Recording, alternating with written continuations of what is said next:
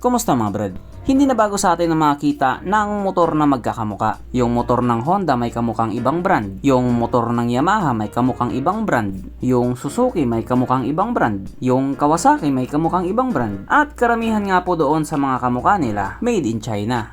Pat China. Hindi ko naman sinasabing pangit yung ganon. Kasi para sa katulad kong walang pambiling Japanese brand, doon ako sa Chinese brand. Dati gusto ko magkaroon ng CRF 150, pero doon na lang ako kay Rusi. Kasi wala akong pambili ng branded na motor. Pero syempre bago tayo magpatuloy, kung bago ka pa lamang napadpad dito sa aking walang kwentang channel, huwag ka na subscribe. So yun na nga. Dito nga po sa atin hindi na bago ang motor na magkakamuka. Katulad na lang sa Maxi Scooter na NMAX, ang dami niyang kamuka. Katunayan nga niyan, mas marami pang bersyon yung kamuka niya kaysa sa kanya. Pero para sa akin okay lang naman yun. Wala namang pake. Yung EDV ng Honda, marami na rin siyang kamuka. At yung mga kamuka nga po niya, mga made in China. Sa kanya nga po, hindi na talaga maawat yung China pagdating sa pangongopya. Kahit ano na lang kinokopya nila. Syempre, business is business. At isa nga po sa mga hindi nakalusot sa pangongopya, ang Honda PCX. Yes po, pati siya hindi rin po pinalampas. Para sa akin isa ang PCX sa may pinakaswabing body design. Unlike sa ibang motor na maraming sticker, siya bukod sa logo at emblem, wala na. Talagang napakalinis ng kaha niya. Kaya swabe talaga siya. At ang motor nga po na ka-look-alike niya na nanggaling China, ito siya.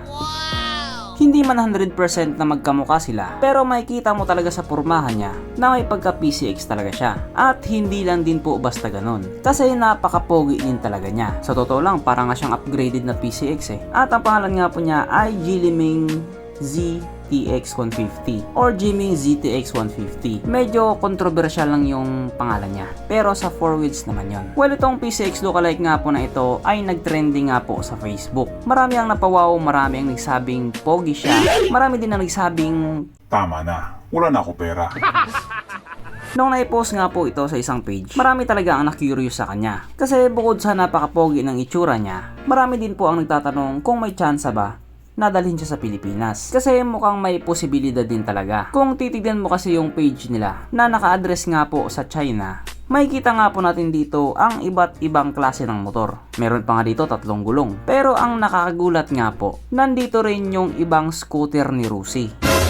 Oh shit, not good. Actually, mukhang good nga eh. Kasi kung dito din nanggaling yung ibang motor ni Rusi, hindi ako sure, baka may posibilidad din na ilabas ito ni Rusi. Hindi rin ako sure. Kasi kahit sabihin nga po nating China bike siya, hindi talaga natin may tatanggi na ang gwapo niya.